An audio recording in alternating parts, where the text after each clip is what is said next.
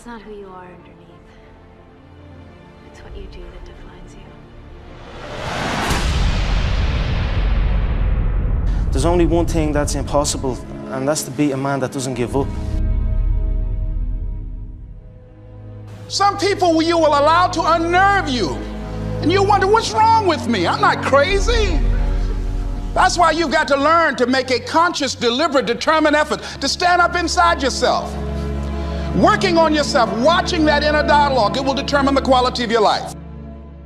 Realists are not afraid to look at the harsh circumstances of life.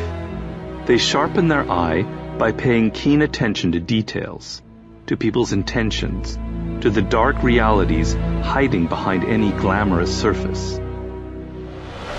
And you've got to learn how to tune out the critics outside and the critic inside. You are more alone than you imagine. This should not be a source of fear, but of freedom. When you prove to yourself that you can get things on your own, then you experience a sense of liberation. You are no longer waiting for people to do this or that for you, a frustrating and infuriating experience. You have confidence that you can manage any adverse situation on your own. Think of it this way. Dependency is a habit that is so easy to acquire. We live in a culture that offers you all kinds of crutches. Experts to turn to, drugs to cure any psychological unease, mild pleasures to help pass or kill time, jobs to keep you just above water. It is hard to resist. But once you give in, it is like a prison you enter that you cannot ever leave. You continually look outward for help, and this severely limits your options and maneuverability. When the time comes, as it inevitably does, when you must make an important decision, you have nothing inside of yourself to depend on. But in the end, the most important thing is, what's the purpose of your life? Why are you here? You got to jump. You got to take that gift that's packed away on your back. You got to jump off that cliff and pull that cord. You can play it safe and deal without the cuts and the tears.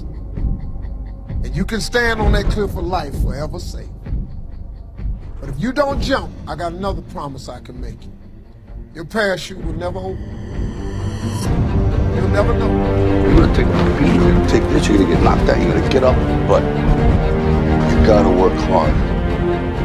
This 24 hours belongs to me. Right. And whatever I do in this 24 hours will determine where I'll be tomorrow and the next day. And I think that's what people need to focus on. Like, get off of this, I want to make 6 figures. I want to drive this car. I want to live in this house. I think what people should be focusing on is, I have 24 hours. Like, Oprah only has 24. Yeah. Bill Gates only has 24. Like, Warren Buffett only has 24 hours.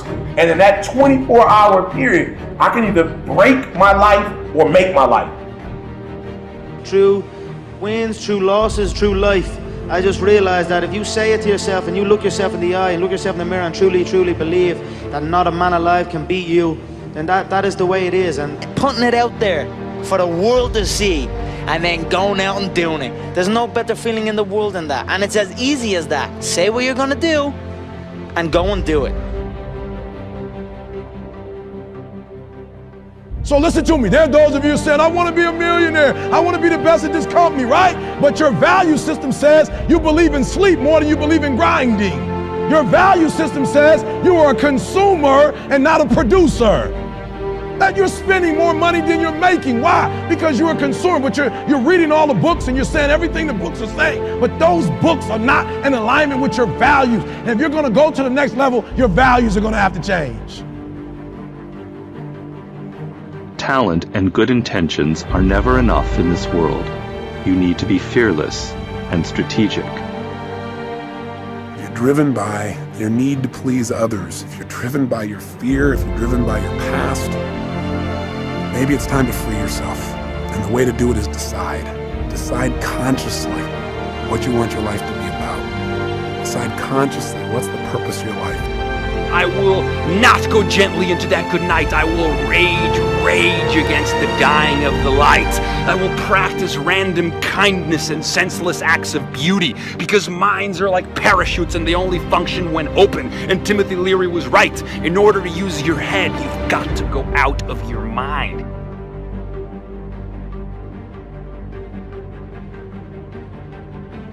It all comes down to controlling and mediating our attention.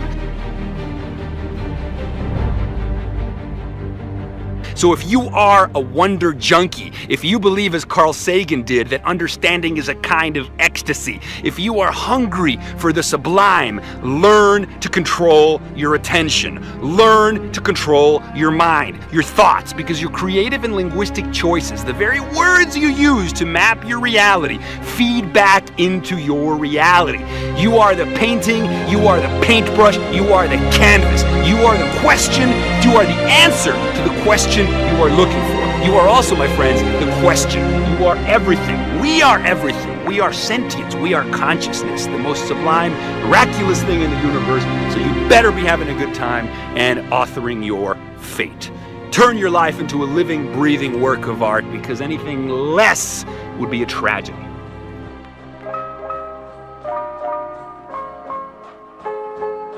It's only after we've lost everything that we're free to do anything.